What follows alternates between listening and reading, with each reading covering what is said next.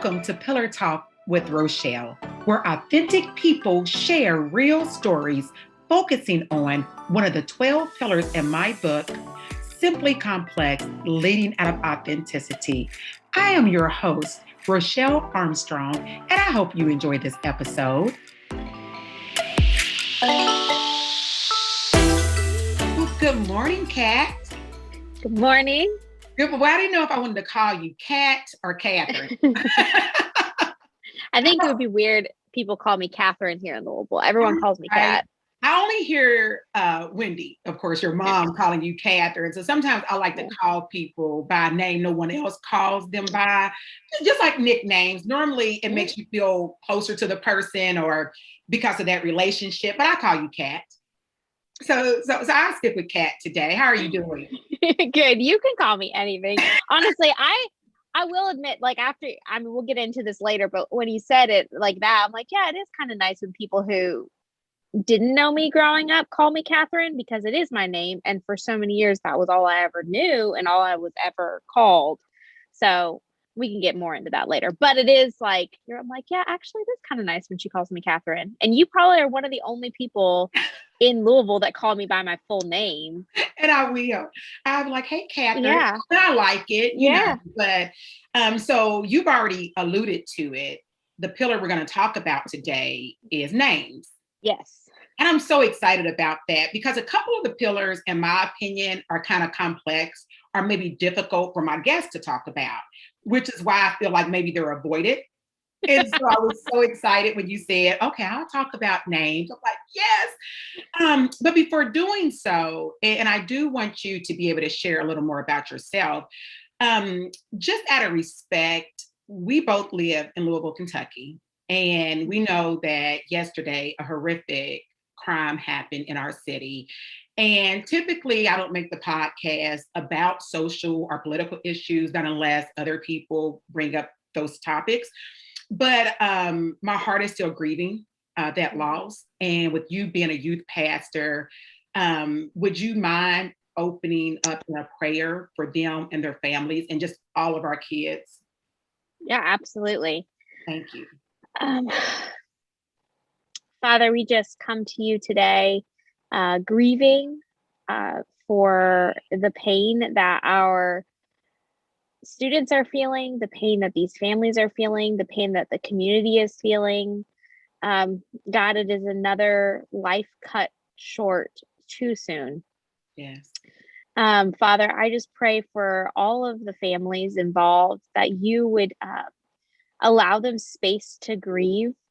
But at the same time, God, surround them with comfort, knowing that you are the ultimate comforter.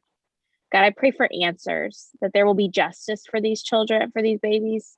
Like, they might have been teenagers, but they are still babies. They had so much life to live and so much life to give. And so I just pray for the families who've been impacted, but I also pray for the other students who were there, who were a part of this, the trauma that they might have experienced. God, I just pray that you would help them connect and not go numb.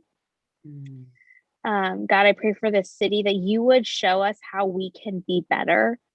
Show us how we can support these teenagers, support these families, support communities, and show your love, God, and bring healing to the city, and bring unity and not division. Yes, Lord. God, I pray for that this would be the end of lives lost, these lives that have so much life to live. Just give us the answers, Father.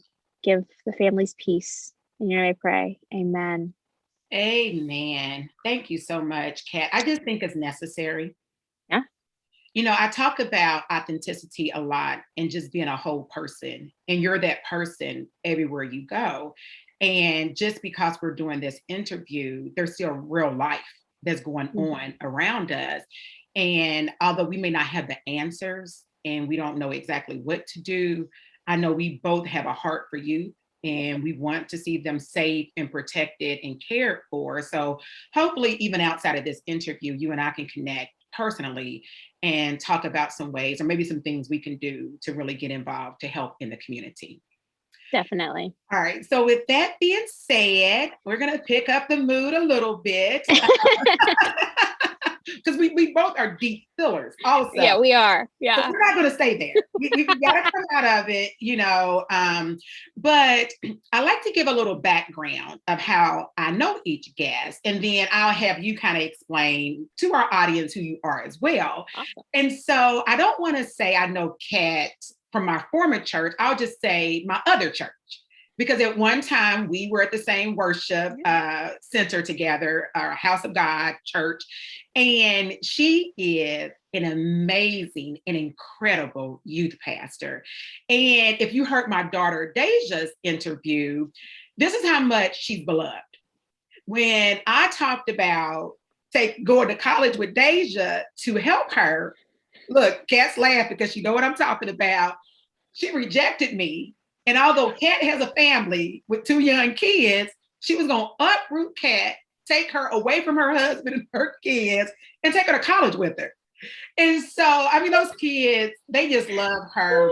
She's just, her and the youth leaders, just a shout out to all of them. They just do amazing work with our youth. And so I just want to thank you for caring for Deja so well, because she simply adores you.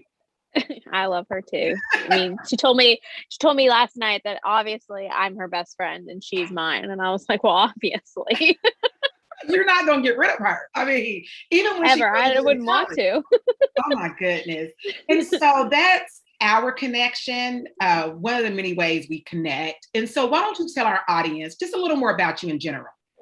Yeah, so I am a transplant from Northern California. I grew up right outside of Sacramento. You might ask, well, why Louisville, Kentucky? I actually moved to Nashville after I graduated from college with my degree in youth ministry, and then met my husband at a Youth for Christ conference in Savannah, Georgia. It's all really roundabout. And then ended up in Louisville because he was still in school.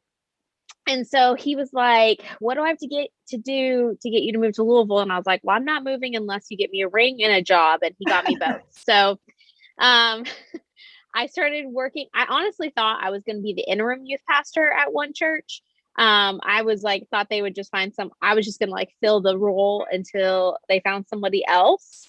But found out actually through my mom that I was actually the youth pastor. And it's a funny story because Jamel and Matt are both like, I don't know how you didn't know you were going through an interview process, but like, I don't know how you messed this up.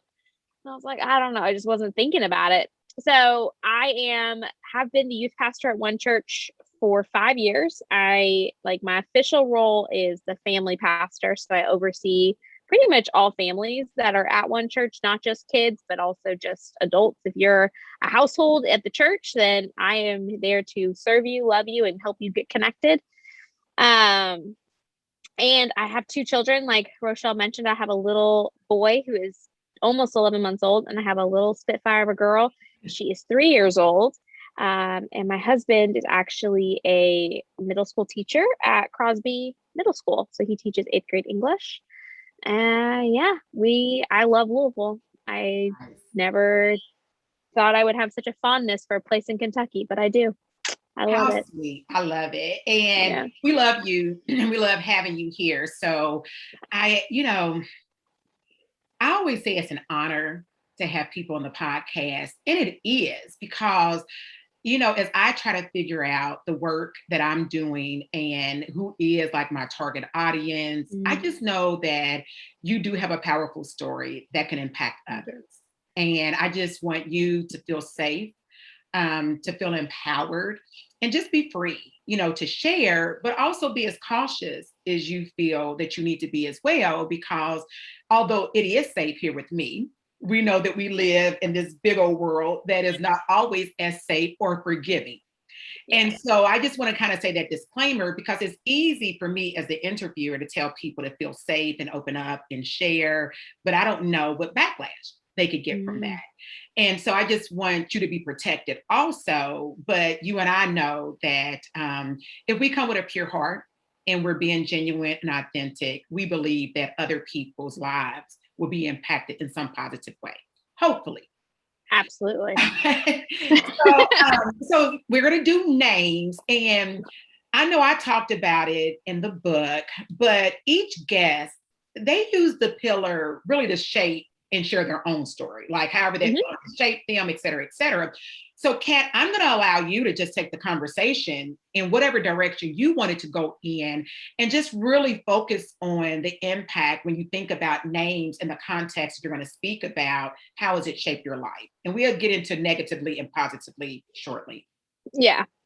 So I mentioned a little bit when I first started, when Rochelle introduced me as Kat or Katherine. So that kind of is, I guess, the start of my the names aspect. And like you were talking in the book about the different names that your grandma called you and your mom called you, and like the name that's on your birth certificate versus the name you go by, and like all these different things. And I think it's true, like different people hold different weight and different names hold different weight. And so growing up, I was always Katherine, to the point where like when someone, my daughter has my personality through and through.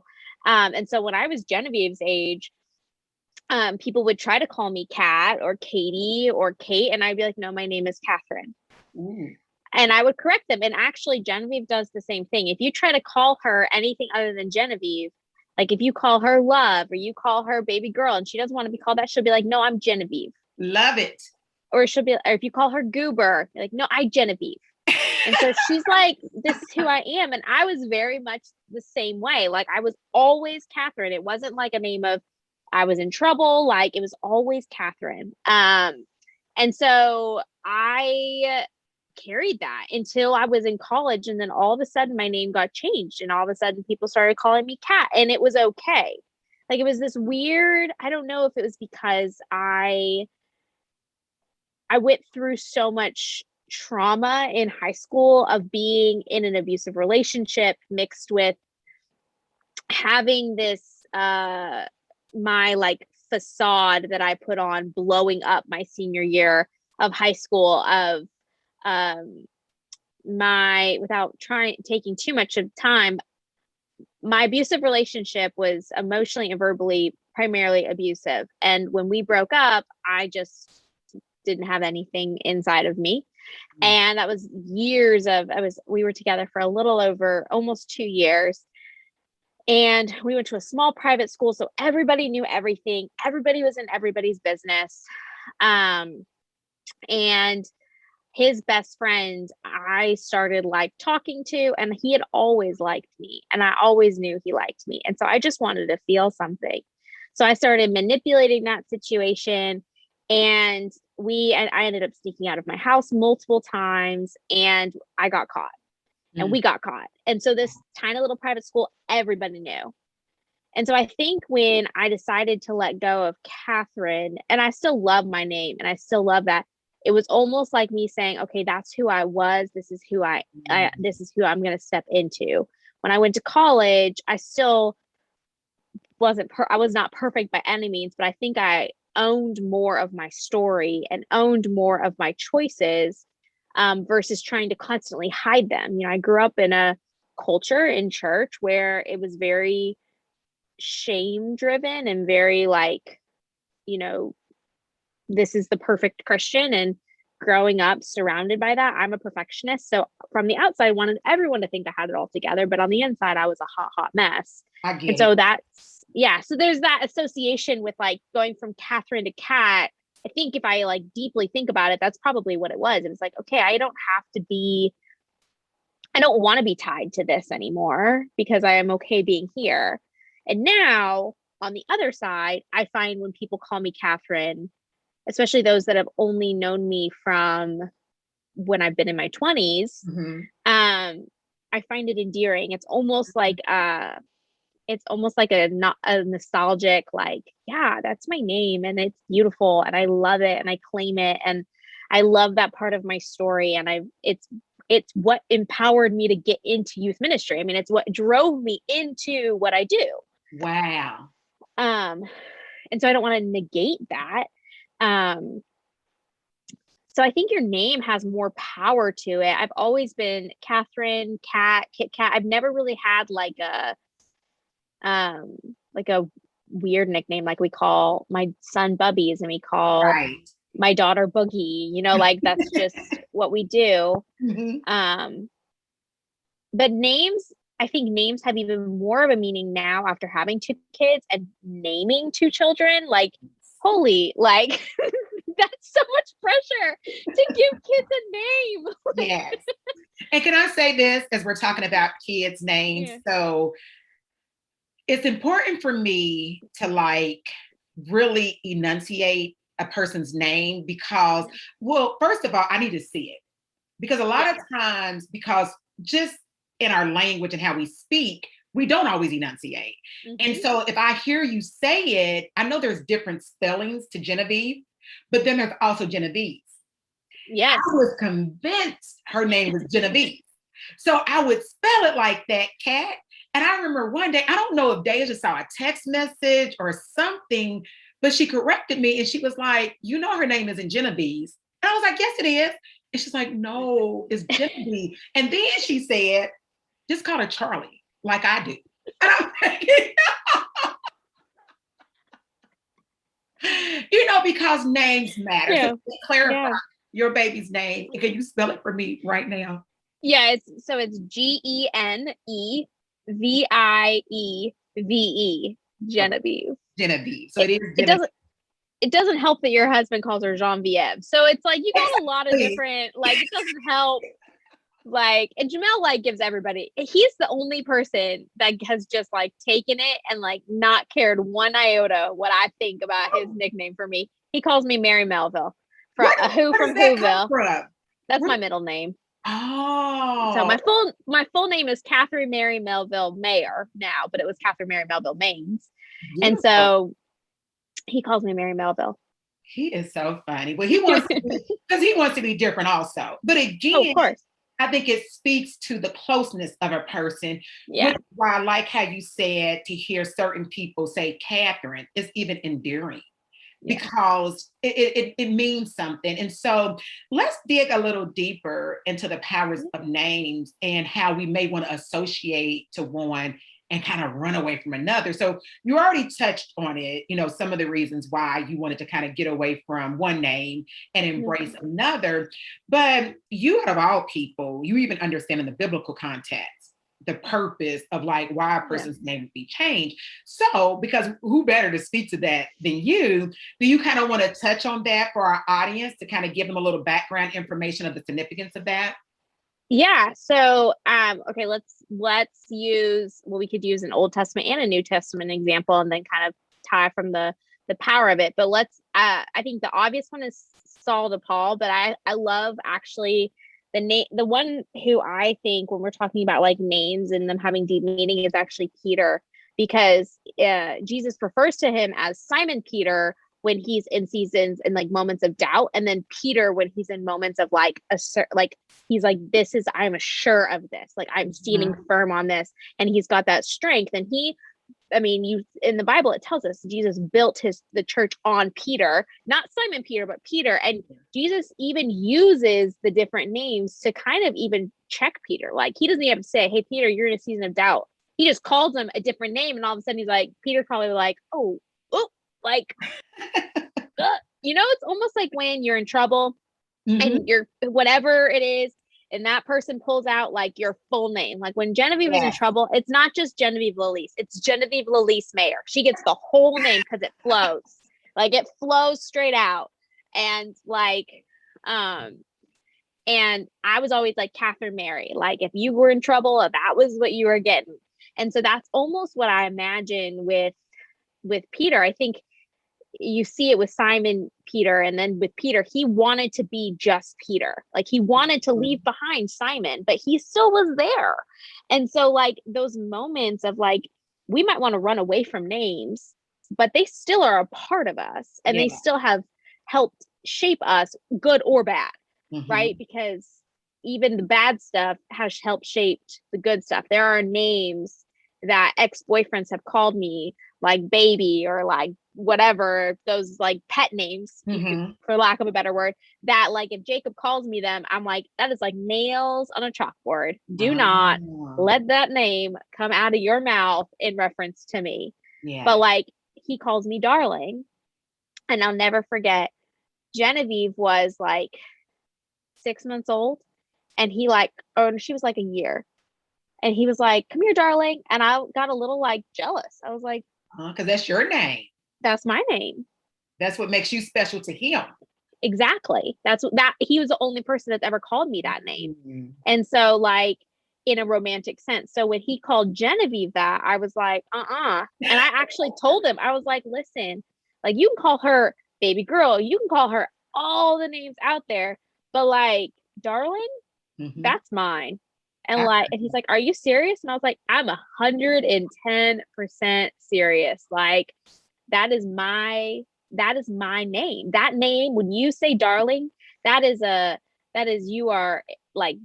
most endearing and loving name you could call me. Aww. Because it's attached to only him. Yes. Right? With a girl who's dated plenty and had plenty of boyfriends, like when you find that person that you're spending the rest of your life with, and they find the one thing that's not been attached to a past memory or a bad memory, you hold on to that. Oh, yes. So like I hold on to that name. So he doesn't call Genevieve darling. Oh, I heard that. He doesn't. Well, Kat, that's one of the things that I really love about you is you're honest about your feelings. You're honest about what you like, what you don't like. I feel like if you're in a relationship with you romantically or platonically, people don't have to be a mind reader with you. Like, cause I'm right there with you. Like we communicate our feelings. Yeah. And so I'm honest about like, I like nice people. I like for people to be kind. I like to be treated well. I don't try to minimize that or play that down, and neither do you. And so what I'm hearing is like, even with names, like instead of some people might just suck it up and kind of hold a grudge or feel resentful because he's calling her darling. But no, you spoke up and you got the results that you were looking for because you don't mind expressing feelings and emotions. And so let's go ahead and talk about like the different names that were associated with you that maybe made you uncomfortable, or even today it could trigger you. And why? Yeah. I'm trying to I was thinking, I was like, as I said that, I was like, I know there are names. But I think one of them for sure is like baby. I hate, like, I can be called babe, but you call me baby and we're gonna have issues. Like that's like nails on a chalkboard. It's like, ooh. Because my abusive ex-boyfriend, he used to call me that all the time, and he didn't like just go away nicely. So he was around a lot, and like we were in a small Christian school, and we didn't break up and things just stopped. Like it just continued, and he like had the same schedule. He like planned his schedule, so we had the same schedule. I mean, like it was a mess. And so anything kind of associated with what he would call me, like baby, or I'm trying to think, honestly, I've not blocked out, but been through. If I'm 100% honest, it's all God, like just taking memories away of just being like, I don't want to hold on to this, and I don't want it in my brain anymore. So Jesus, just take it. Oh, that's good. But I know that even when like Jacob will approach even like different ways he says things, or even like, because he could still use the same word, but you put a different spin on how you're putting it in a sentence, or you like, because he has called me like, nope, he's never called me baby, because I swear that's the one. That is the one. Now, did he make a mistake and say that to you early on in your relationship and you had to check him about it? Like, how does he know not to call you baby? I'm trying to remember, because I'm pretty sure something happened, because there's been moments in our relationship that have happened and I'm like, like don't, no, like don't do that. Like that's triggering. And it's hard. Else say it to you? Anyone, like, have you ever went to the store? Because here in Louisville, we like using terms of endearment. So has anyone said, thank you, baby? Yes. Or like when people are like, oh, honey. And I'm like, I'm no one's honey. Like, no. No. I'm not your honey. I'm not your boo-boo. Like, we don't know each other like that. Like, no. I get it. So it's like, no, I'm good, thanks. I remember coming to Nashville. No, it was when I moved to Louisville. You know, it's a huge learning curve moving from the West Coast to the South, and just all of the different bubbles being popped for me, especially growing up in a pretty white conservative bubble, moving and no longer being in that bubble. And I'll never forget the first time I can't remember which student it was from one church, someone called me ma'am. And I was like, or miss. And I was like, you don't have to call me miss. And I was like, I'm not a miss. I'm not a ma'am. Like, I'm just Kat. And I actually had the parent come up to me and they're like, you don't understand the respect that is. Like, if they're calling you ma'am or miss, that's them showing you respect. And that's what they've been taught. So for you to tell them not to do that is you basically like undoing everything that their parents have worked so hard to do. And I was like, whoop. Okay. So I'm going to be okay with ma'am and miss. Like, if like, I've never asked our students to call me that. I've even said to parents, like, I'm cool not being, but there are certain students that have always called me Miss Kat, and I don't correct it. I don't change it. I'm like, if that's what your parents have said to call me, that's totally fine. I will be okay with Miss Kat. But I'm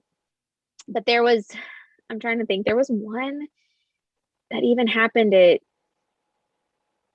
I was just thinking as I was talking, I was like, oh, there was that one that someone called me a name.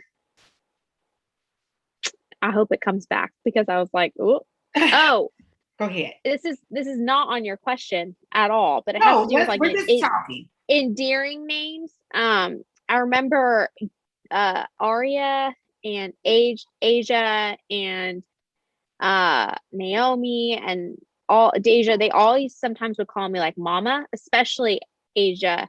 And I would be like, I'm not your mom. And finally, I'll never forget, we're in Chicago and they were like, Kat, if we call you mama, that's us saying like, we respect you. That's like a whole nother level. And they were like, and for a white person, like, you don't understand the respect that means that we are saying like, that's the title we're giving you. And I was like, okay. So like learning even cultural differences, that names bear weight in a way that I didn't understand. And they graciously helped educate me, and they have educated me in so many ways.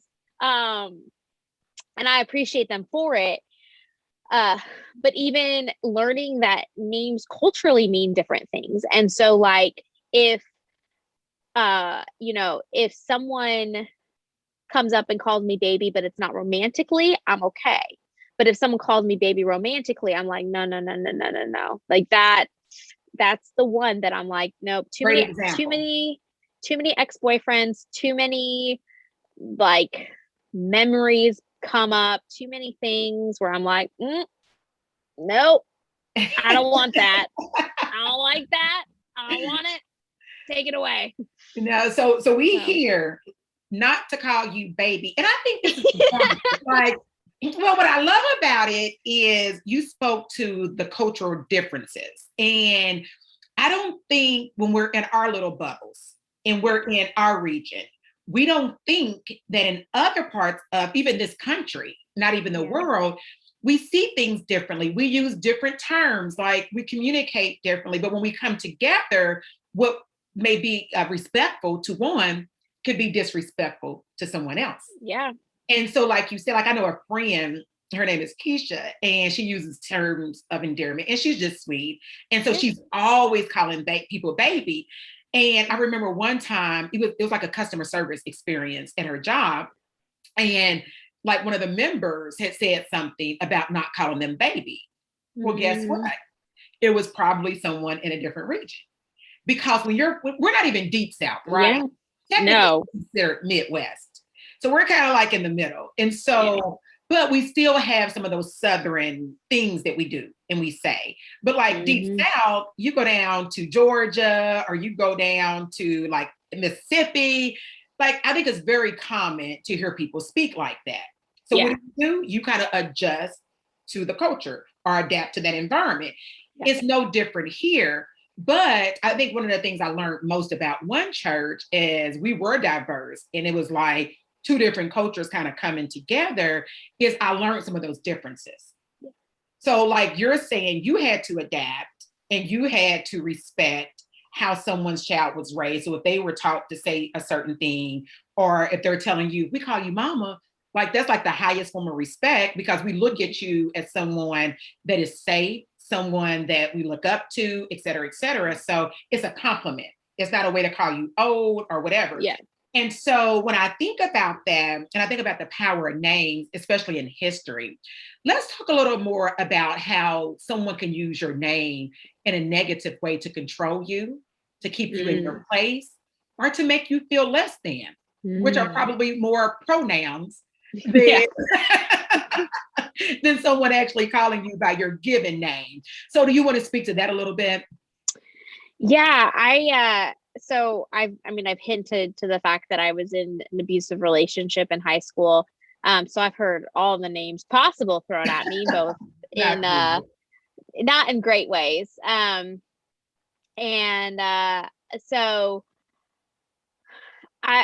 the name that, like, and this is not a term that we use, I think, regularly. You would for a cat, but like people use it in a derogatory way. But whenever I was like doing something that was not something that was liked, or if I was in his mind being a coward, he would always tell me I was being a pussy. Thank you for saying it. I'm so glad you did not try to use another word, because it does have power, good or bad. So just say it. Yeah. And so if I see that and someone even says it, it is one of those things that I'm like, you don't say that to somebody, because that is like not okay, number one. And number two, like, that's just you can't tell someone how to not be afraid of something, or to not to feel like they have a voice. And so that like would automatically take my voice away. Like just him saying like, don't do that. Like, don't be a pussy. I'll be like, okay, you're voiceless. And I would always know that when he used my full name, I was going to have it. Like there was going to be a phone hung up at the other end in the next 5 seconds, or I was, going to be yelled at, or something was going to happen. And so like, there was almost this sense of being in trouble, and like that weight of the of him like taking the innocence of my name in so many ways. And I think also like being called, like names are also labels, like you're manipulative, you're less, like you said, you're less than, like you'll never find anyone better than me, which means that like you're not worth anything. You're not worth someone's time. You're too damaged for anyone to want you. Like those are things, like we think names, that means like, oh, the things like you go by, but names are things that people put on you just as much as they are things that you're born with, or nicknames. And so even to this day, I struggle with like, am I enough or am I too much? Like going back and forth between these two things. And a lot of it stems from that relationship. A lot of it stems from the boy I dated right before Jacob.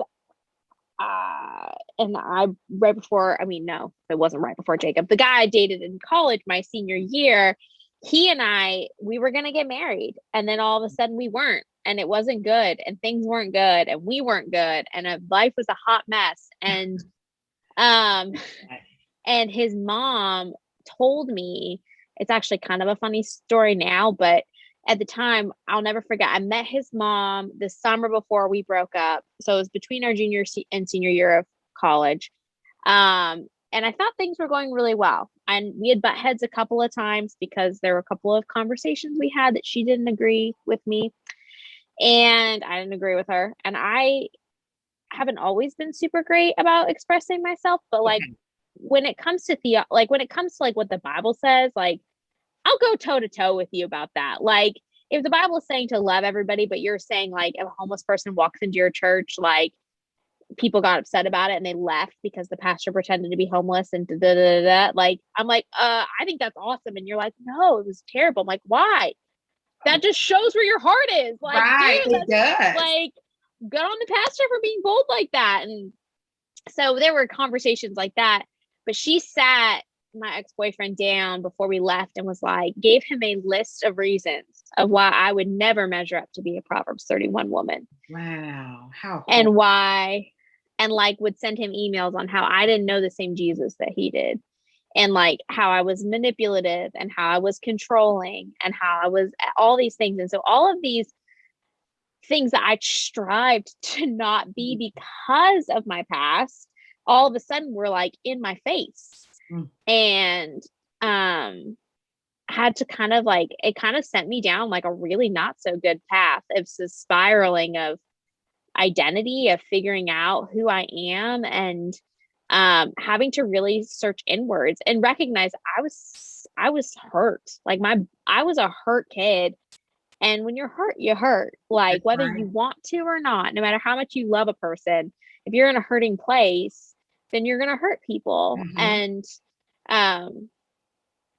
so we ended up breaking up, which was for the better. And I went on a journey of healing, which brought me to where I am to be able to marry Jacob, which is beautiful. But like, I'll never forget, but to speak to the Proverbs 31 woman, there was an award we had in college that was called the Katie Butterfield Award. And it was based off of a woman who displays her faith both in life and ministry. And we called it the Proverbs 31 Woman Award. And I remember telling my mom the night before our graduation, I said, how ironic would it be if I won that award? And I did.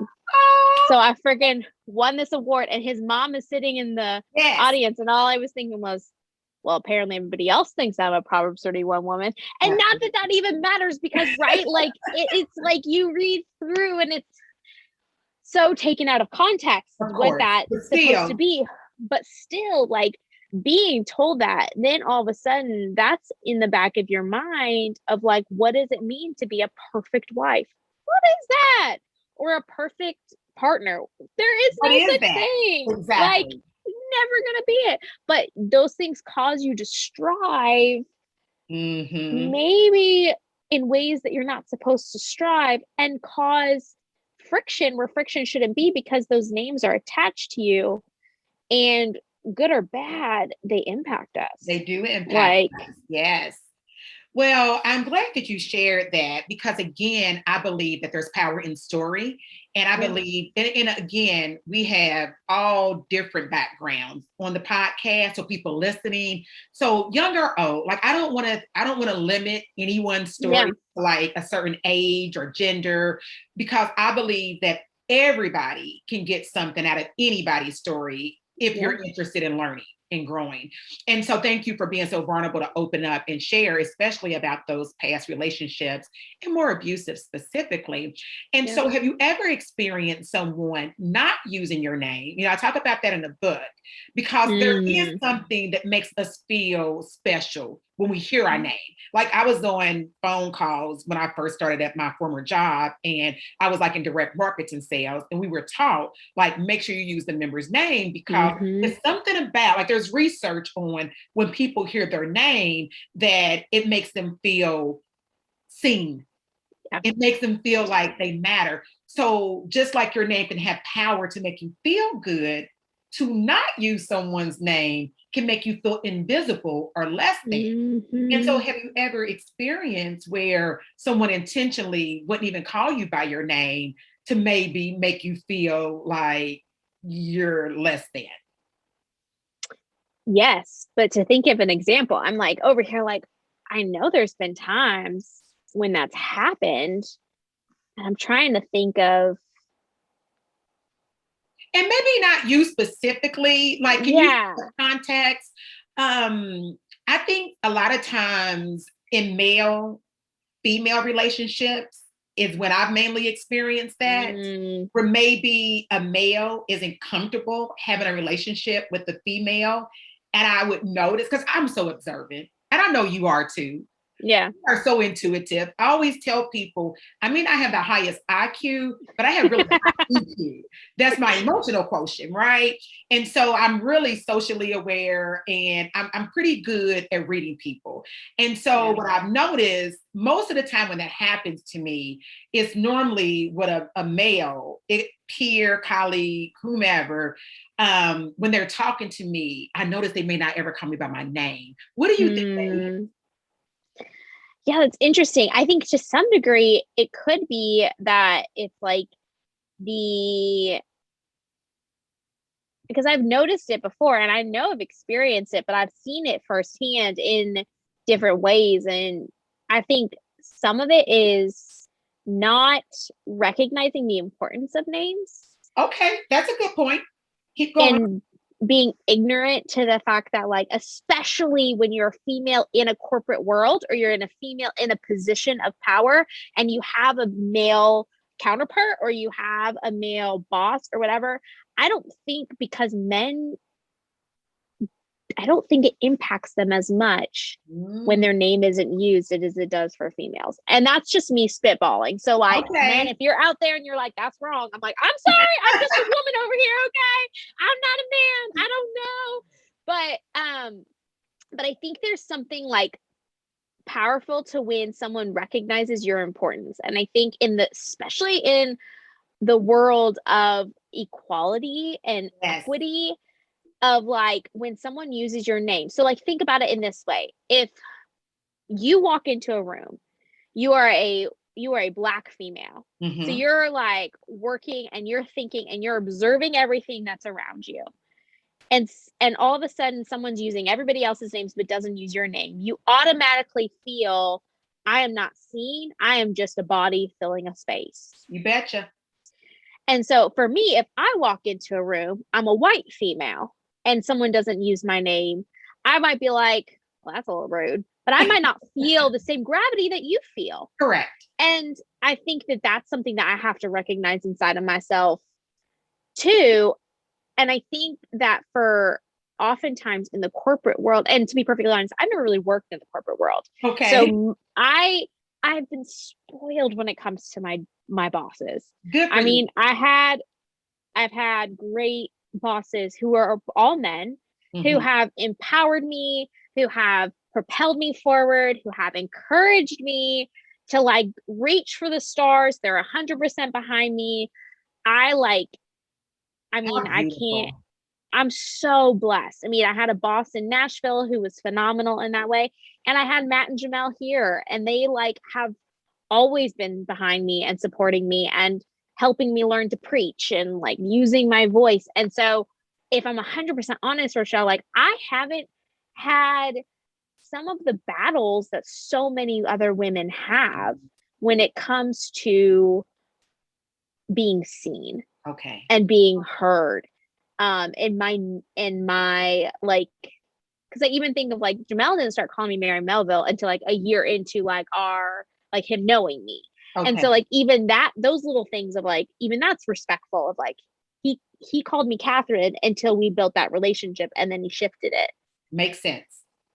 But I think for many people, especially male female dynamics, I don't think men understand the impact that using someone's full, like for a female, you use my name when you're speaking to me. Like you recognize that I am in the room. I'm not just a body taking up space, but you recognize my importance and you're saying, Rochelle, what do you think? That is different than me just pointing to you being like, what do you think?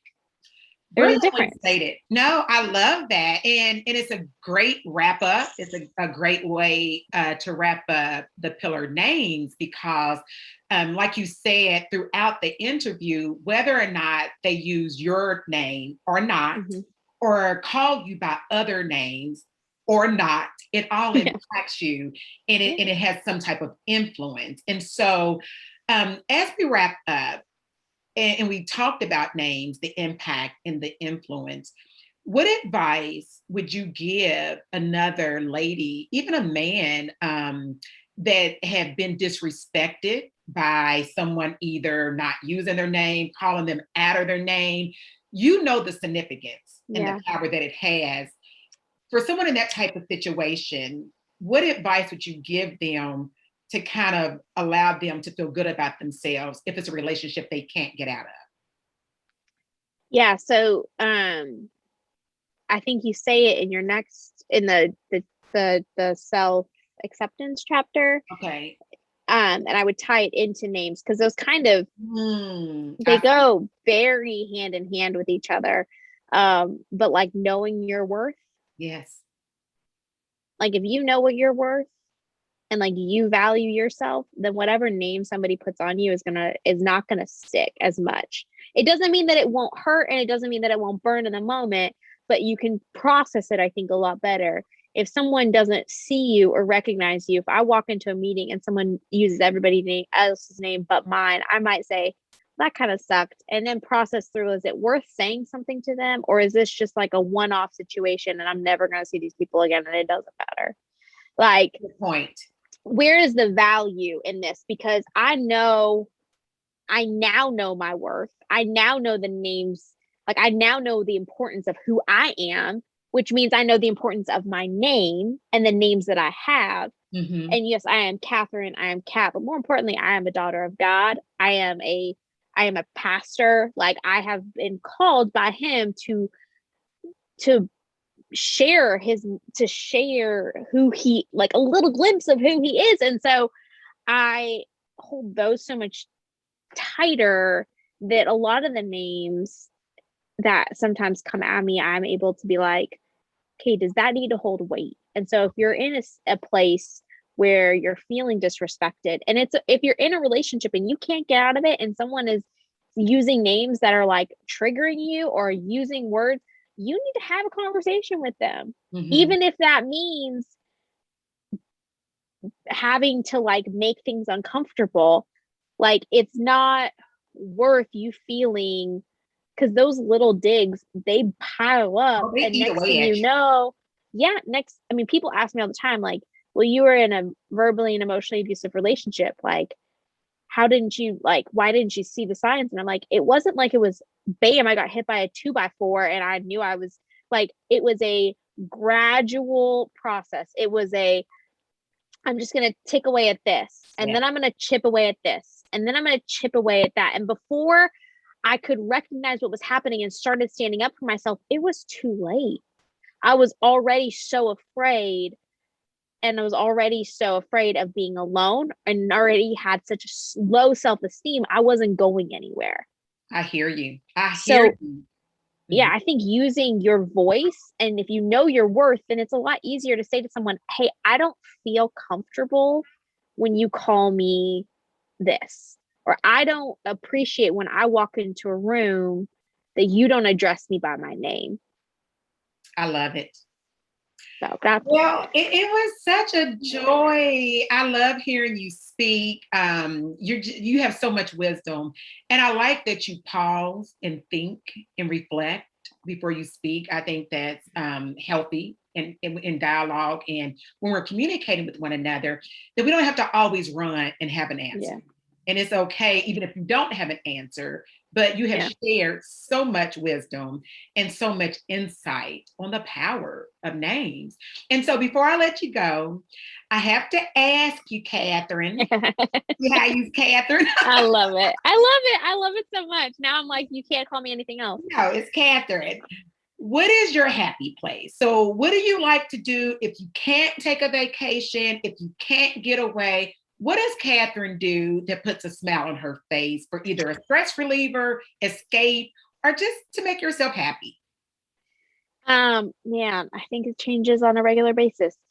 So one of the things is time in the morning. I am a morning person, so I will rise early just to have 15 minutes before my family is awake, before the kids are up, before it's hustling and bustling. Mm-hmm. But I think the thing that like brings me like joy is when I get to like be with my husband and my kids, and like we get to go do something together, like whether it's a walk and it's just like it's our family, like it's our family of 4. We're soaking these moments up, we're enjoying these moments as insane as they are. I think that's like the happiest like place for me is I get to see my kiddos learn, Mhm. and I get to do that alongside one of the best guys I've ever met in my life. So Aw, yeah, I so love being able to spend sweet. time together. Well, I Yeah. love that. And I just want to thank you again just for your honesty and your transparency. And if people or if someone wanted to reach out to you Yeah. just for your advice or like you're a youth pastor, they may want you to pray for them. What is your best contact information? So you can find me on like social media, but also Katherine at becoming1.church is my like work email, and it's probably the best one because the emails don't get lost in that email. It's not full of like subscriptions and different stuff. And so that's probably my best. And then I would love to like give you my phone number and connect that way. Um and But you won't do honestly, it here. You're not going to give your phone number no, out I'm next not gonna to get my phone here. number up. No, not on I have learned that much. Like Yes. No. but no, please, I would love for like if anyone has questions or wants to know more about my story, because you only got like little snapshots, or why I got into the job that I got into, because Lord, let me tell you, it got hit me over the head. It was not what I intended for my life, but I love it Yes. and wouldn't have it any other way. But yeah, that's probably the best way to reach out to me. Nice. Well, Katherine, keep leading out of authenticity. Thank you for tuning in to Pillar Talk with Rochelle. Authentic people, real stories. Rochelle Armstrong, leading authentically.